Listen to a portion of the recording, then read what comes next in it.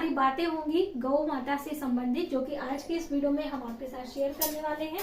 तो वीडियो पर आप इन तक बने रहें, जिससे सभी जानकारी प्राप्त करके आप भी यदि गौ माता के लिए रोटी बना रहे हैं तो इन बातों का ध्यान रखें और गौ माता के लिए रोटी जरूर बनाएं। सबसे पहले तो सुबह के समय की जो रोटी होती है वही आपको देनी चाहिए। कहने का अर्थ है कि 12 बजे के पहले यदि आप अपने रसोई में रोटी बना रहे हैं तो पहली रोटी जो तवा की पहली होती है वो गौ माता के नाम से बनाई जाती है। यदि आप प्रतिदिन रोटी नहीं बना सकते हैं तो कैसे हमें बनाना चाहिए, बहुत सारी बातें होंगी जो कि गौ माता से संबंधित होंगी। तो आज हम इस वीडियो में हम आपके साथ शेयर करने वाले हैं। तो ये देखिए,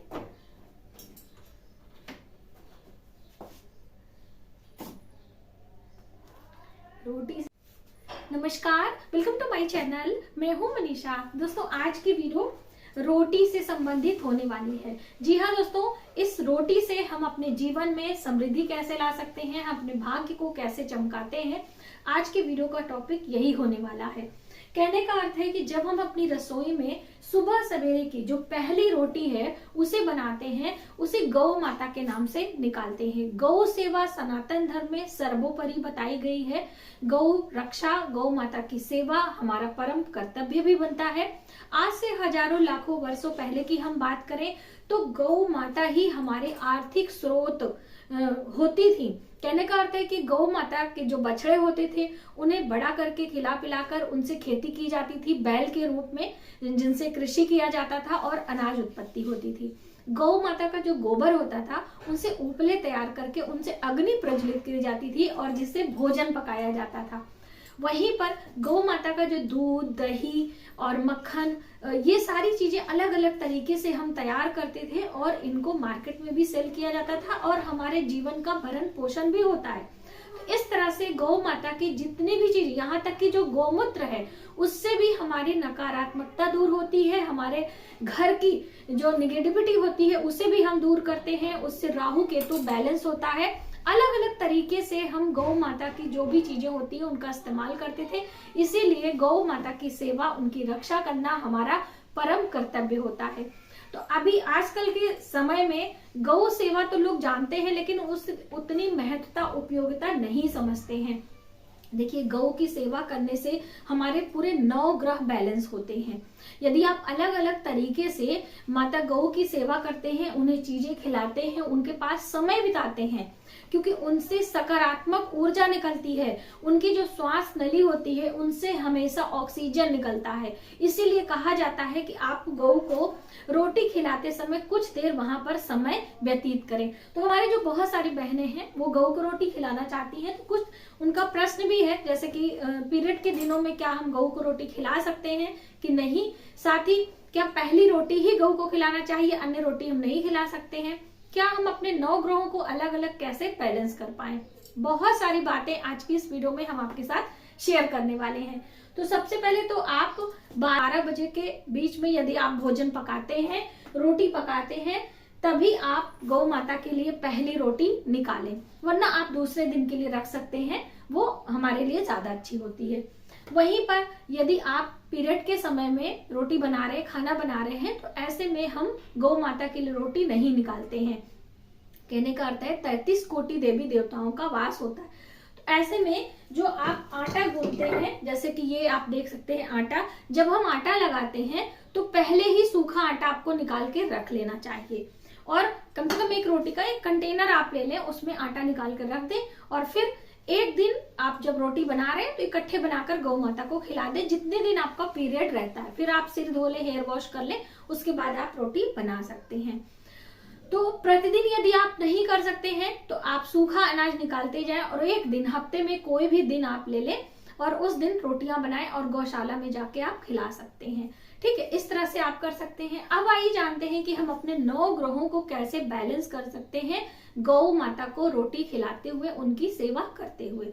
तो सबसे पहले तो आपको गौ रक्षा करनी चाहिए। गौ माता को मारना पीटना नहीं चाहिए। गौ माता यदि कहीं बैठी हैं, आप उनके पास से गुजर रहे हैं तो उन्हें उठाएं नहीं, उन्हें डिस्टर्ब ना करें। दूसरी अहम बात कि हम 9 ग्रहों को कैसे बैलेंस कर सकते हैं। तो शुरू से सबसे पहले हम चंद्रमा की बात करेंगे। तो देखिए, चंद्रमा को बैलेंस करने के लिए गौ सेवा यानी कि गौ माता को स्नान कराएं और उन्हें आटा, जो हम रोटियों के लिए आटा पकाते हैं, तो इस तरह से आपको आटे का पेड़ा बनाना है। ये देखिए, ये आटे का पेड़ा हो गया। इस तरह से यदि आप हर सोमवार को आटे का पेड़ा गौ माता को खिलाते हैं तो आपका चंद्र ग्रह बैलेंस होता है और आपका चंद्रमा यानी कि जो आपका मन होता है वो प्रसन्नचित रहता है। वहीं पर इसी आटे को यदि हम इसके अंदर इस तरह से इसके अंदर थोड़ी सी शक्कर और थोड़ी सी घी डालकर इसे पैक कर देते हैं। ये इस तरह से थोड़ा सा आटा और थोड़ा सा ये शक्कर और घी डाल के पैक करके इस तरह से शुक्रवार के दिन यदि हम खिलाते हैं तो हमारा शुक्र ग्रह बैलेंस होता है। आप में से बहुत सारे लोग पूछते हैं ना कि शुक्र ग्रह कैसे बैलेंस होगा। तो इस तरह से आटे का पेड़ा बनाएं और इसके अंदर घी और शक्कर डालें और गौ माता को खिलाएं। अब बात आती है मंगलवार की। तो मंगलवार के दिन आपको इस तरह से रोटी लेना है, उस पे देसी घी लगाना है और एक गुड़ की डली रखनी है।